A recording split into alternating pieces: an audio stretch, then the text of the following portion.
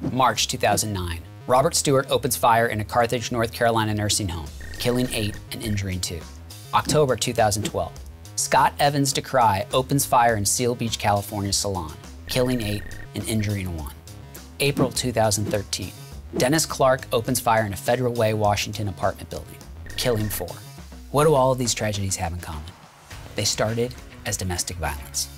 According to a recent report by USA Today, approximately 900 people have died in mass shootings since 2007.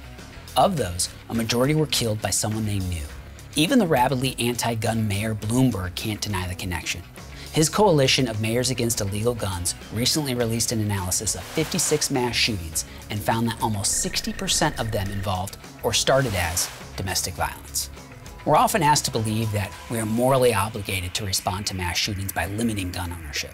We're told we owe it to the innocent victims and our children, to the youngest victims of this unthinkable violence. Those of us who continue to defend the rights of law-abiding citizens to own and operate firearms are accused of not caring about innocent lives, or even worse, not caring about the children. Well, I'd like to set the record straight. I care a lot about the children, and I care about the 15.5 million US children who, according to a study in the Journal of Family Psychology, live in families in which domestic violence occurred at least once in the last year. That's 15.5 million children who have witnessed or been the victim of domestic violence.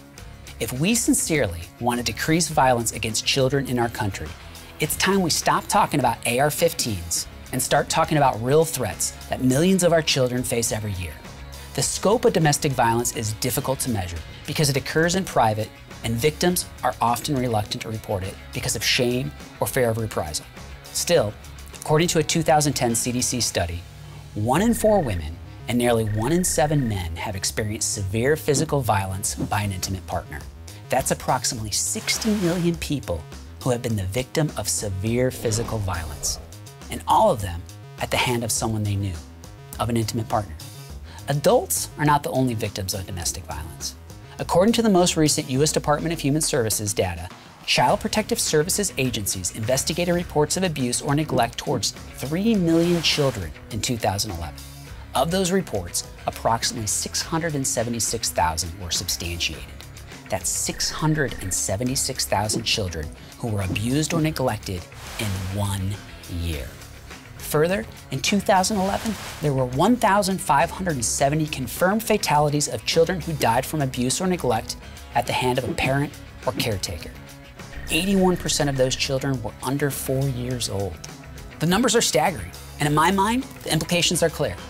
Everyone from President Obama to Mayor Bloomberg's Demand a Plan campaign will shamelessly exploit the stories of children who were killed in tragic but isolated incidents. Yet, these same people are noticeably silent about the millions of children and innocent adults in our country who are victims of or witness to violence in the place they should feel safest, their homes. I've spoken in previous videos about identifying the logic that violence follows so that we might be able to prevent it. Domestic violence follows one of the saddest patterns of all. Domestic violence is often a child's first introduction to violence. These children, the ones who make it out alive, become desensitized to and prone towards violence as a means of resolving disagreements. They are more likely to wield violence for power or control. And sadly, our homes are often a training ground for future generations of victims and abusers. So I don't have a silver bullet to solve domestic violence. But what I do know is that we can no longer avoid this issue.